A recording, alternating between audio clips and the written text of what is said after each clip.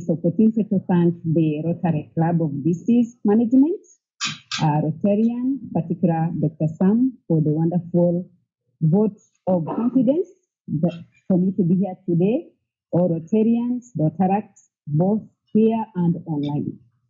My name's Mary Uwera, and I'm the coordinator for Watch Democracy Grow, an organization whose mission is not to promote, to integrate, making a democracy a public good, an intrinsic value, rather than a doctrinal or an ideological concept.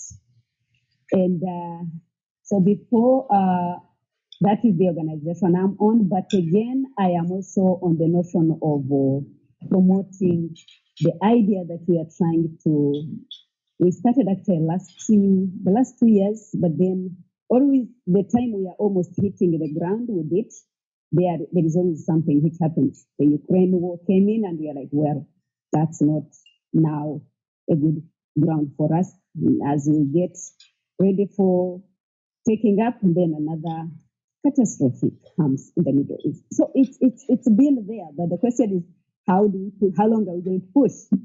So without taking long, and especially the minutes that I know we have, there are just few, so I would go directly to the slides so that I quickly, that is our vision. We envision, that is usually our kind of, what I would consider our base. It's not the adults, but the young people who are now growing, who we think can be able to do a reuptake for that concept of democracy integration. And it is happening. If you are following the social media, the reason why I'm here, I'm a female. Remember 10 years ago, for you to get a female to be on this kind of, it wasn't that easy work, especially from Africa. So we are getting in there. So our concept is to engage both genders, male and female, because while I am a feminist, I also believe that promoting one gender may lead to a deficient somewhere, and it has happened. If you check very well, you realize mostly gender-empowered countries, female-wise, you realize that males are also not there. So we promote both. We believe in a balanced diet, if I would call it that way. The way we believe that is going to happen is encouraging opportunity for all and education. Why is it important to integrate democracy anyway? And we always believe Africa is not poor, but is poor managed. I think sometimes blame game may not function. We have also gone to a degree of learning to work with what we have. If you have 6 countries which are thriving in terms of democracy, build what is there and see if we increase the number.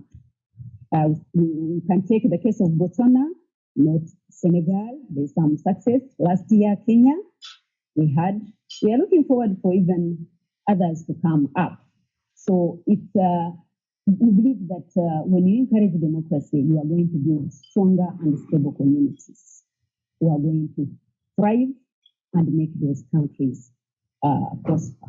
But why are we really minding about democracy?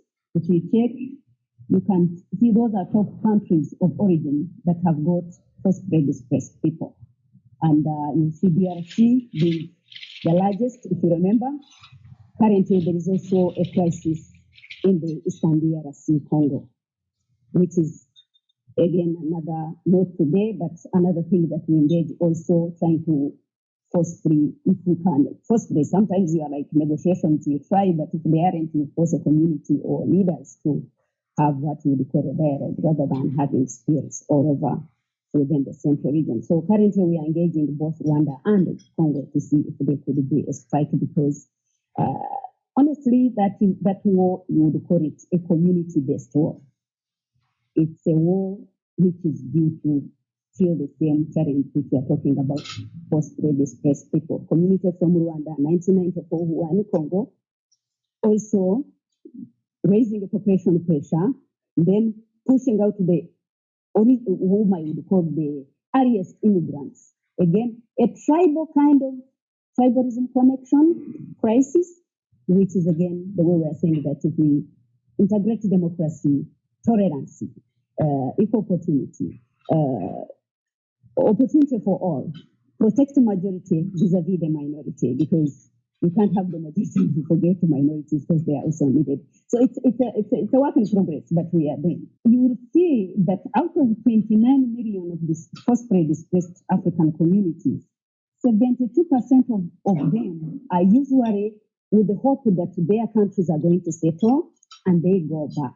So they are temporarily. It's not like they are completely forgotten in those areas, meaning that if there is a chance that those countries install good leadership and tribal challenges get minimized or eradicated, those communities could go back and get integrated, go back to their communities. Because this has led a lot of also xenophobic challenges in the region or on the continent, whereby it's like you see people, it's not like how we are blessed here, where I naturalized in Tennessee and then I came to Maryland. I'm flourishing in all. I can go to New York next time and meet the American dream. In Africa, it's not. You are either still seen as Kenyan, you should remain Kenya. Ugandan, you should remain Uganda. And that's the thing also we're trying to see.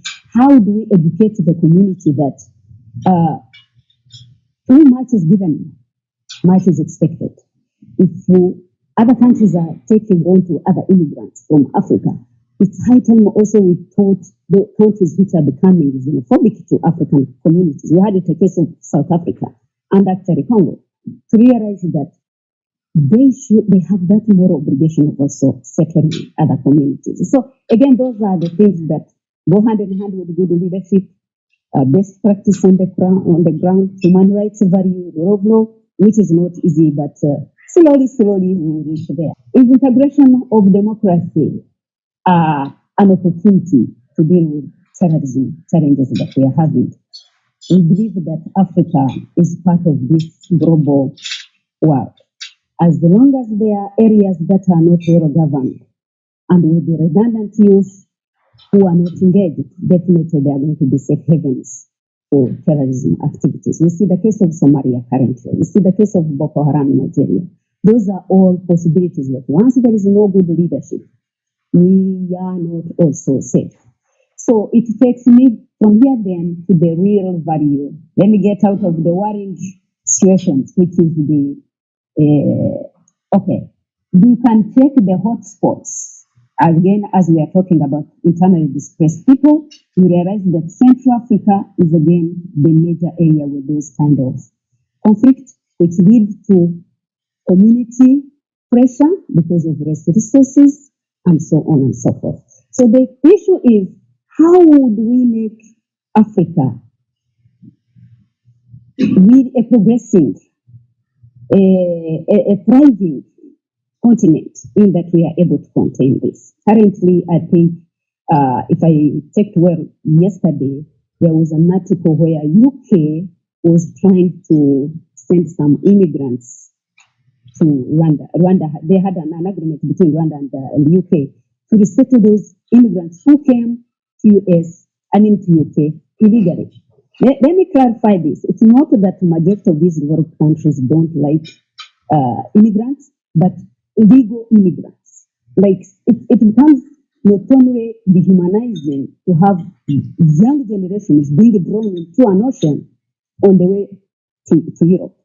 Isn't there any way we can be able to help those communities or those young generations without necessarily being drawn? That is one thing which is a human rights value. But also, remember, where they land, they also have enough of their pressure challenges, so resource pressure challenges.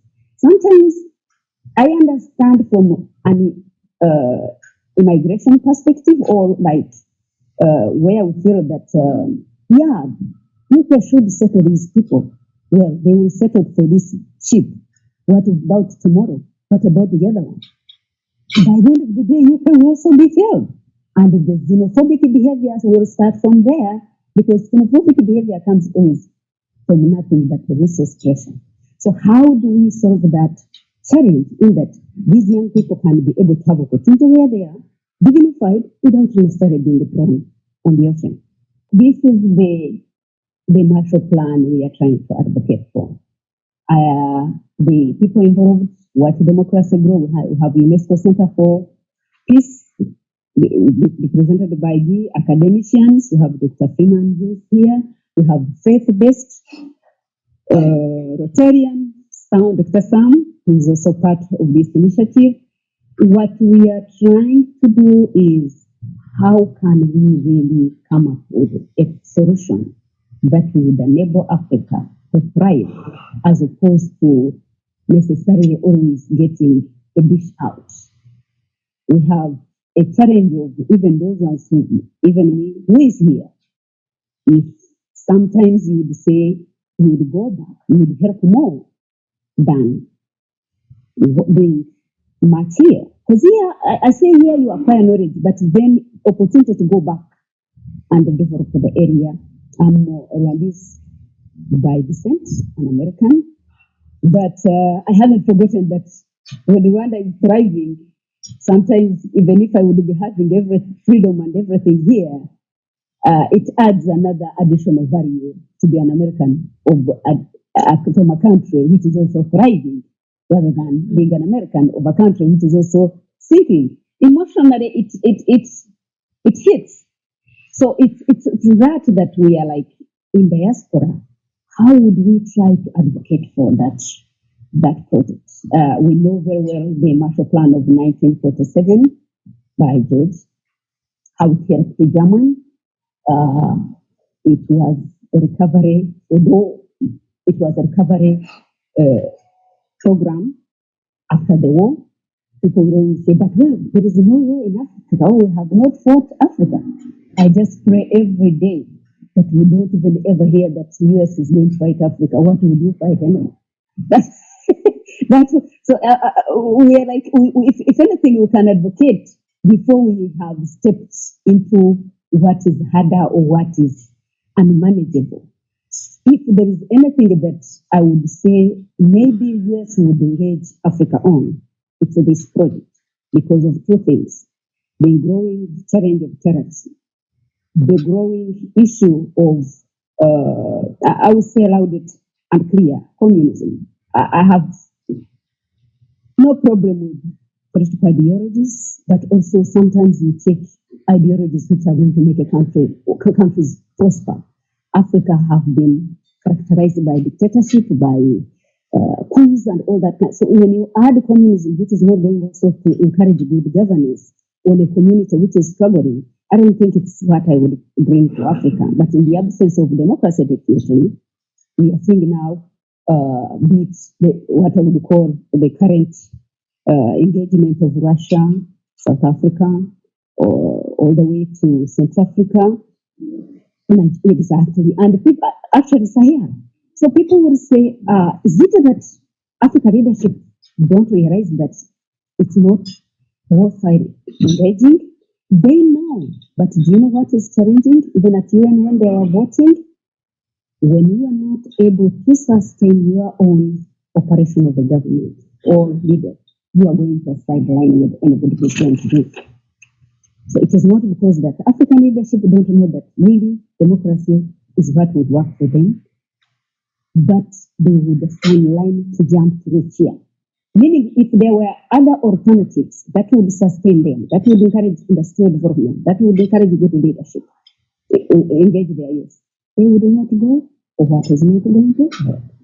So, with that, I will just want to leave ample time for my co-speaker, Dr. Freeman, to bring the idea of the Hamilton credit creation and how to build US political economy. What can we learn from it? How would we be able to craft that long-waited for plan that would help this continent? And I believe it is doable, because for the German Marshall Plan, I think it was around, the last time we were doing this research was around 20 billion. Of that time to today, I don't think it would even go beyond 40. If you consider how much we have spent in the Middle East, it could have built here. If you consider how much we have spent to sustain different wars, we have in the current change in the Middle East with only Israel as the only democratic state there. How do we making very many of them there, in that we can contain and maintain the growing extremism. It's nothing but integration of democracy. That's how you are able to educate even the extremists to have that degree of human value, of tolerance, of incorporating others into the whole universe structure. So without taking long, Dr. Freeman, you would just give a short introduction to Dr. Freeman. 30 years of work experience in Africa. He's a political economic analyst for Africa. We've worked together for so long. He's one person who's also passionate about what we can do for Africa. Dr. Freeman, and I thank you for the opportunity. What is necessary is a radical change in U.S. policy. And to best do that, we should go back and look at the history of the United States, because most people don't really follow that clearly. Actually, the United States was built by two people who were never elected to office: Alexander Hamilton and Benjamin Franklin. And I say Alexander Hamilton, he's one of my heroes. He was an immigrant, so we should always be advocating immigration. And he was an immigrant from the Caribbean who was a genius, who built this country with the support of George Washington against many others who didn't want to see a strong industrialized country and didn't want to defeat slavery. And what Hamilton did is he took 13 bankrupt colonies, which were in debt to about $75 million after the Revolutionary War, and was completely disorganized. Britain was still at war with us by charging us exorbitant prices for manufactured goods. And Hamilton did two things that we can learn from today. One is he formed a national bank. He formed a national bank so that the United States would have a coherent currency and credit. And he wrote 4 reports, but one of the reports he wrote on credit, I'll just read you one sentence from it, as soon as I find it. Public credit is among the principal engines of useful enterprise and international improvement. As a substitute for capital, it is little less useful than gold or silver in agriculture, in commerce, in the manufacturing and mechanical arts. The United States needed credit to build infrastructure, to build manufacturing, to build the canals. And there were all these separate banks all over the United States, all with different currencies. We unified it. We had the United States National Bank assume all the debt, issued new debt that was guaranteed by the government, and that new debt became the base of collateral for lending out money. So this was the great revolution in economic development in the United States, which led to progress every time we had a national bank. Lincoln did the same thing, Roosevelt did it in a different way, and we've had other presidents who destroyed the concept of national bank. The second thing that Hamilton did is he insisted that we had to become a manufacturing, we had to have a manufacturing sector. Without a manufacturing sector, we would be slaves to the British Empire, because we would have to buy their products at their cost, at their arrangements. He said, you will not succeed without manufacturing. And he wrote a whole book, which is famous, called The Report of Manufacturers. But one section is, the manufacturing establishments not only occasion a positive augmentation of the produce and revenue of society, but they contribute essentially to rendering them greater than they would possibly be. Now, this led the United States being the greatest industrial power. We've declined quite a bit since then because we don't follow these policies. Africa has no manufacturing capability, none. South Africa has a little, most of it was built around extractive industries, which actually don't help the economy that much. And so Africa contributes about less than 3% of manufactured goods on world trade. And yet it's going to have the largest number of people in the world on one continent. So we can use these principles because credit is not money.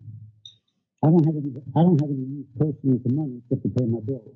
Credit is something that extends an opportunity to build something into the future. long-term loans with credit is what's needed. And China's doing some of that, despite the fact the United States complains about it. They're actually doing some of long-term credit. Manufacturing is necessary for your own sovereignty, your own security, to have your own products, which increase the value of your land and increase the value of your currency. So these two concepts, Africa doesn't have. Now, we've discussed, Mary and I and others, of establishing an Africa Infrastructure Development Bank.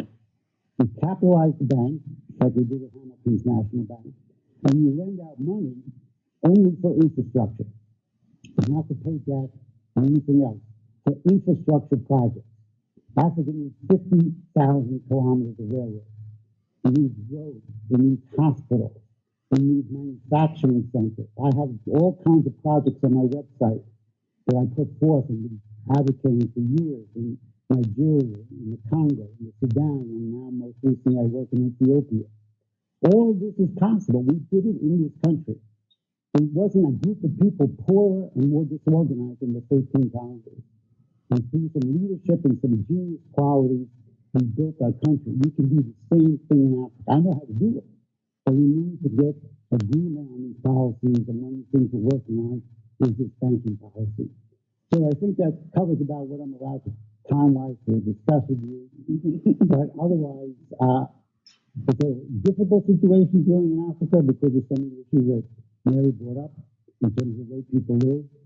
But there's hope if we can win enough people over to this correct policy, which I think has the potential.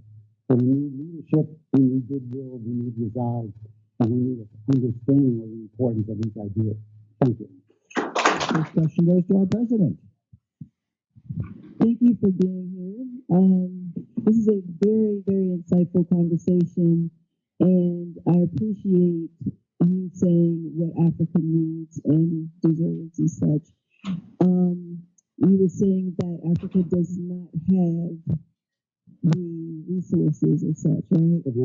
Infrastructure, okay, yes. And so we do understand that there have been some borders that have been taken down because the countries are in a divide, as Mary was saying. But with children and women and the poorest of people digging in uranium mines every single day with their bare hands and exporting those major properties, which are very expensive by the ounce, how do we not have it? Because we should be taking care of these people and creating some sort of policies to protect those people who are making $1.20 a day, digging for uranium and dying from it. I just want you to comment on that. This is a very good topic, but it shakes me.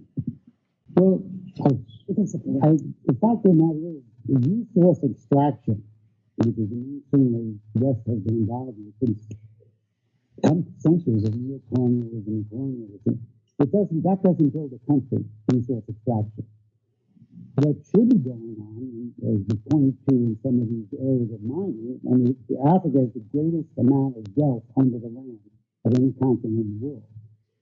But they're not using advanced methods. These are basically looting. The companies are involved, and these are the companies who go to the City of London, Paris, the United States, Wall Street.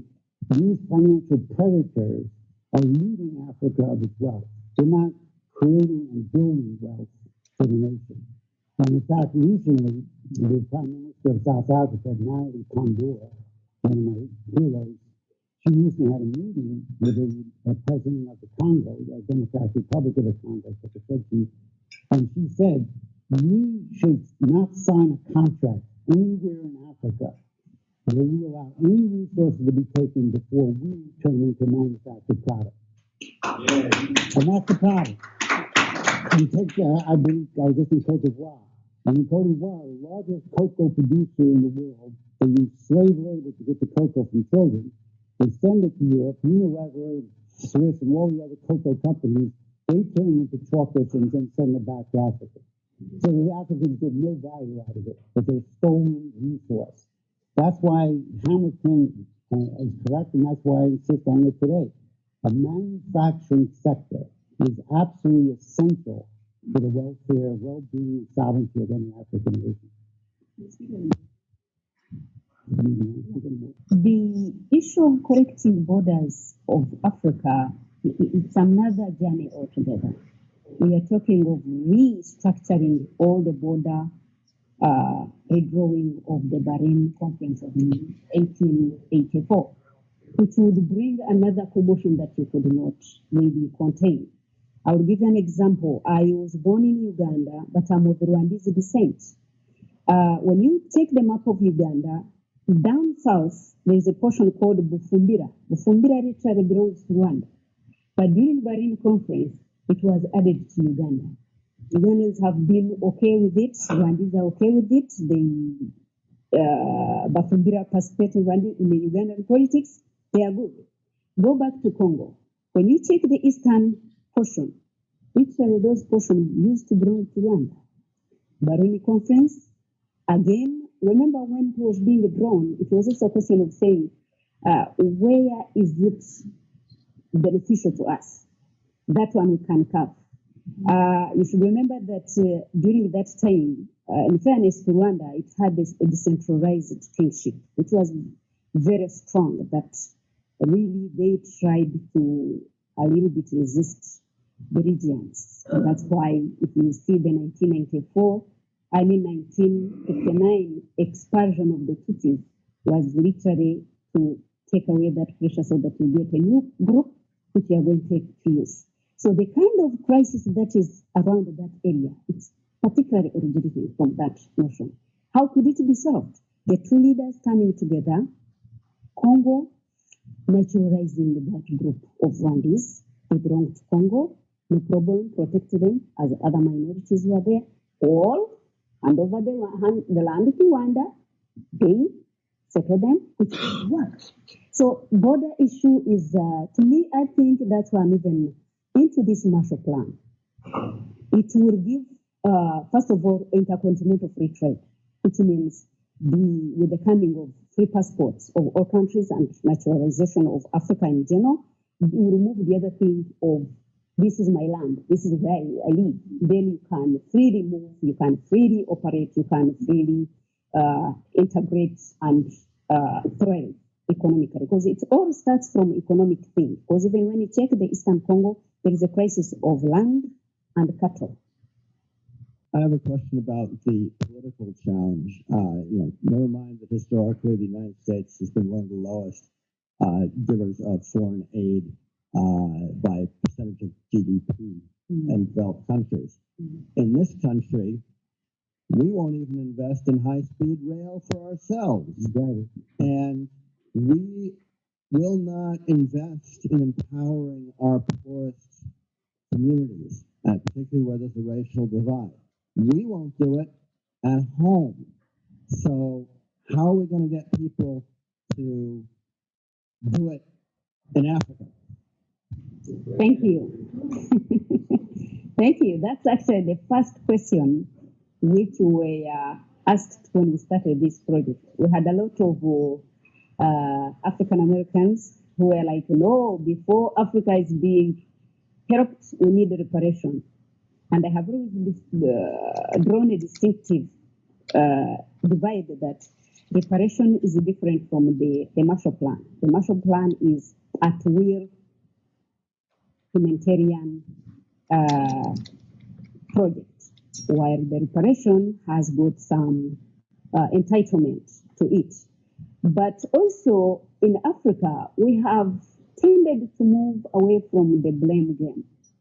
What happened, history has got its own odds. And if you deal with history, you cannot even able to correct anything on the ground. Start where you are, move forward. The Marshall Plan, if you would ask me, I would say actually we can even engage, and we would engage European countries because a lot of resources were taken also from Africa. But we don't mind about that. He's talking about, she mentioned about children who are in uranium dams. Remember, the reason why they are there is because those minerals, we don't have industries to work on them. Therefore, they have to be exported.